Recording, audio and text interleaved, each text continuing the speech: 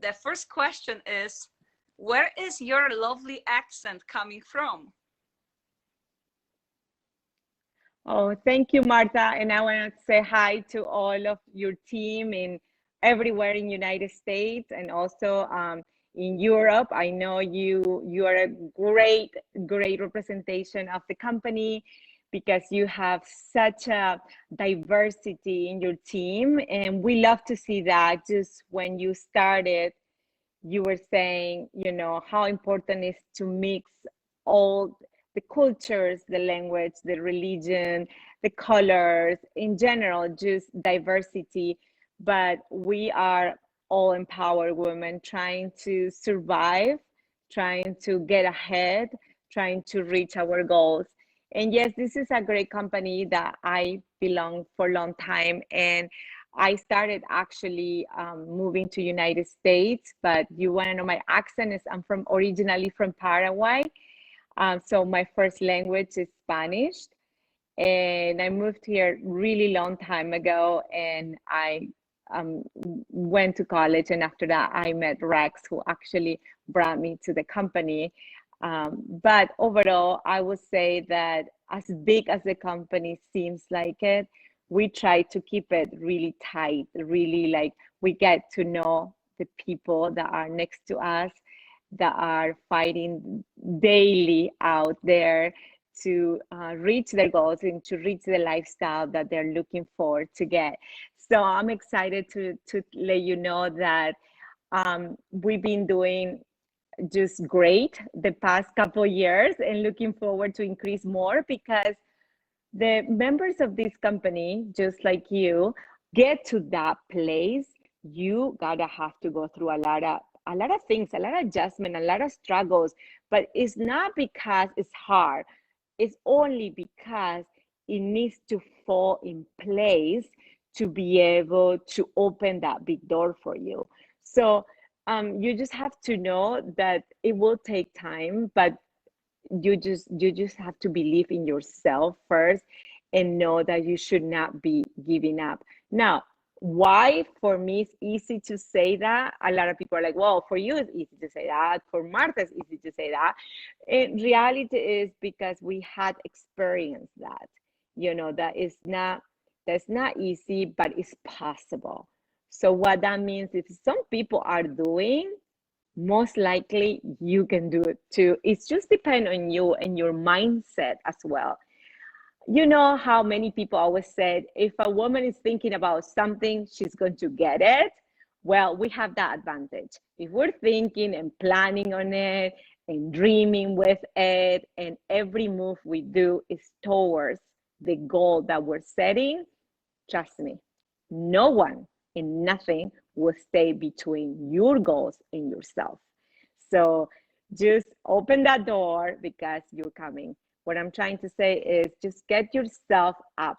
And there are days that are not fun, and there are, days are color gray and dark, and no one wants to hear you. Your Zoom meeting is not working. No one is actually answering your phone calls. I mean, sometimes seems like when one bad thing happens, that everything goes bad. But trust me, you gotta break it, and it's in your hands to do so. You have to give yourself another chance always. So we need to first give ourselves a credit. You said. Yes. Like yes. We are worth it. We are good enough to become successful, and then to never allow to give up in a process of becoming successful, and being aware that the struggles are on the way, and be prepared. They are coming, and we have to find a way to overcome them. So. Yeah, and maybe you need to allow yourself to be to be humble with yourself. Maybe it would be a good idea to do something different. I always said this because I'm a lady, I guess, and I always say, go have your nails done, or go have your hair done, or try a new lipstick, something that changes the chemistry around you for a little bit. But trust me. Oh, sometimes for me, I change my shirt or something that when I feel like I don't know, or I put a new pair of shoes, something that will make me feel good because reality is no one's fault. Nobody is doing this to you.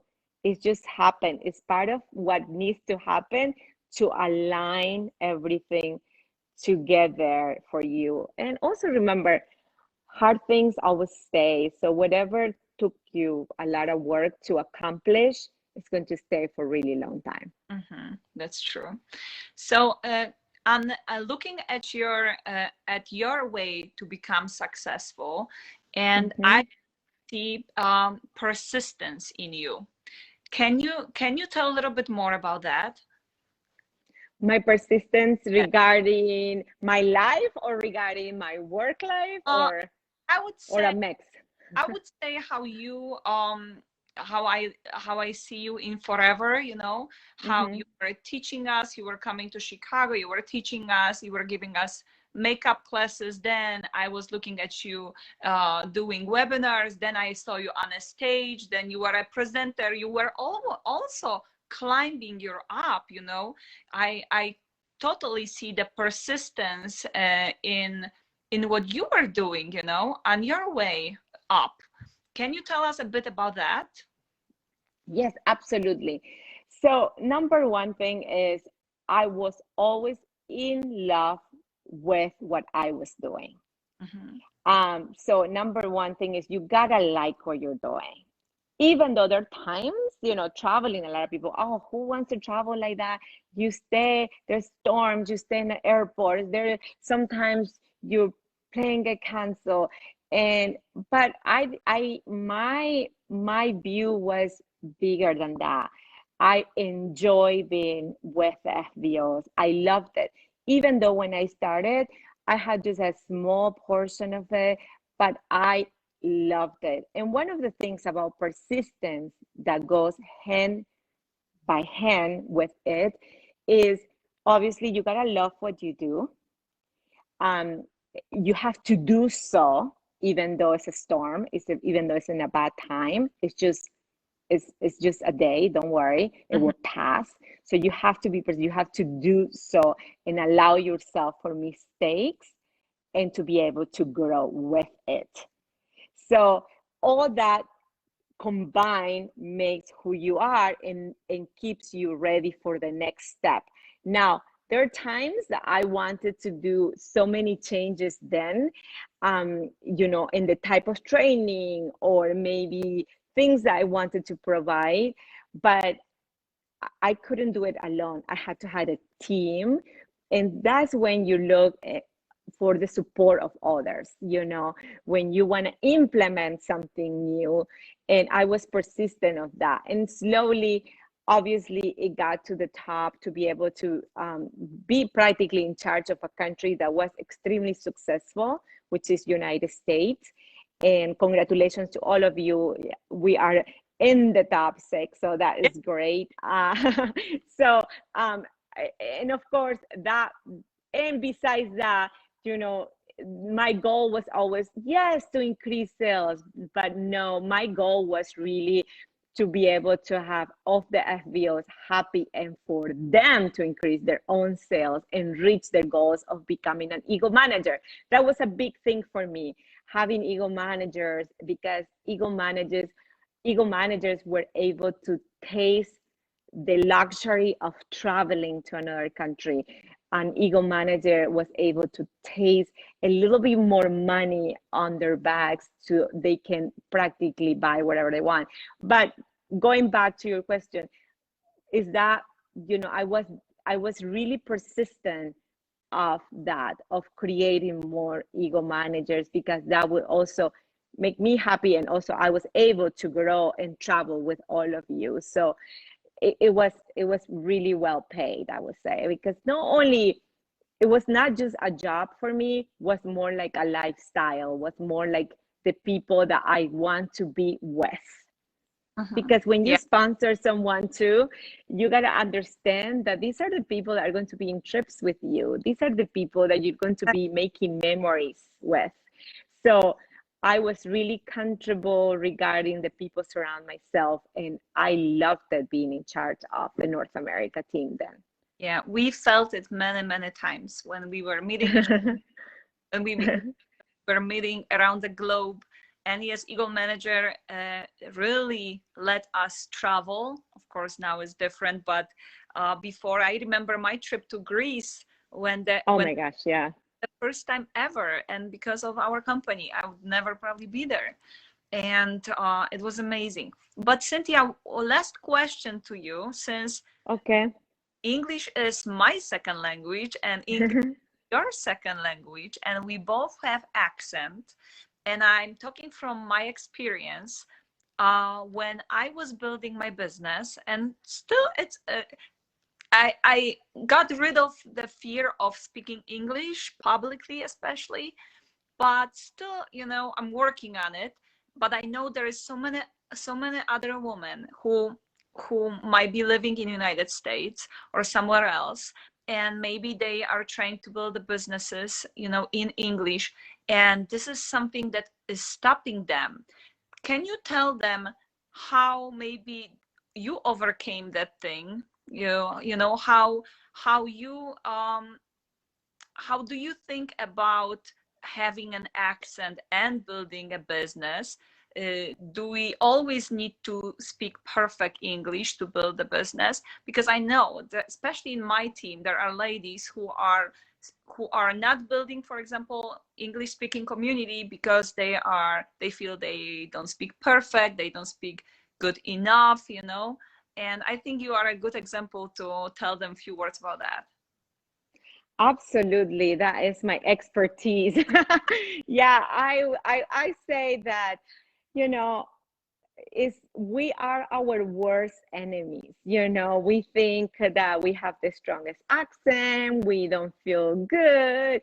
And reality is, you do have to know that when someone, just for example, comes up on the stage and you listen to them and they have this charisma and this energy, doesn't really matter what language they're speaking, right? Because what matters is their charisma, their personality, they're willing to share, and it's something that attracts you to them.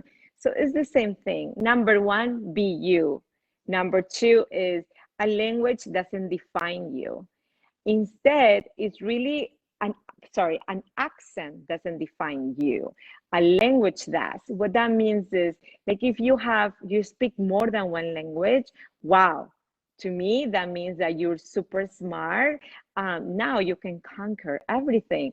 You are speaking more than one language. That makes you an extraordinary person, an amazing lady.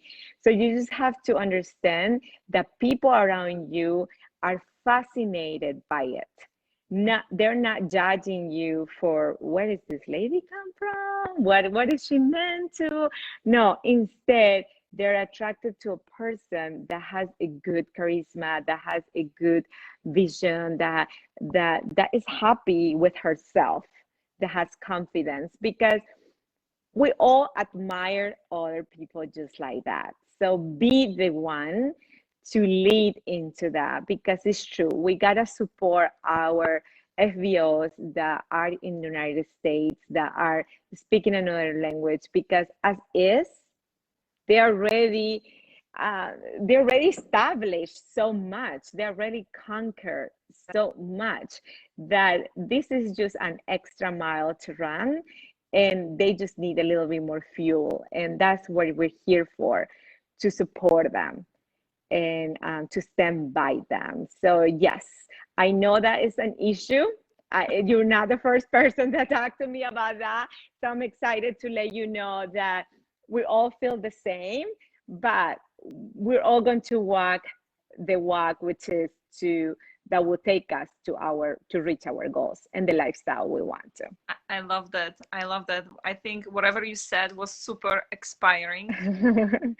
I was talking from my example because that was stopping me for many years, not thinking Right. I might be worse or not worth it. And I know that there are so many women who are also, you know, using English as a second language, and that I think you're gonna give them a hope.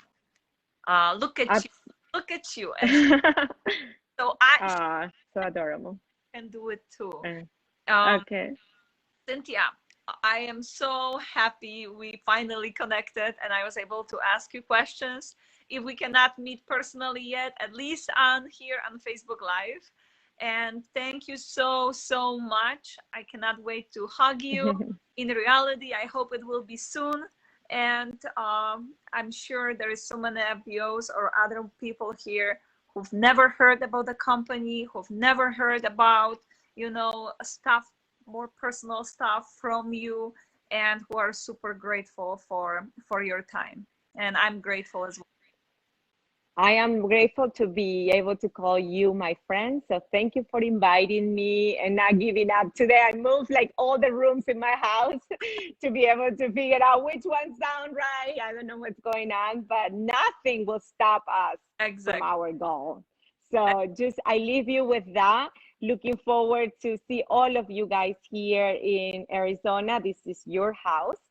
So anytime you guys want to, and I can't wait to reunite with all of you. So thank you so much. We want to visit. We love Arizona. Yeah, soon. One day. Thank you so much. Bye-bye. Thank you. Bye. Thank you so much for watching us. Bye.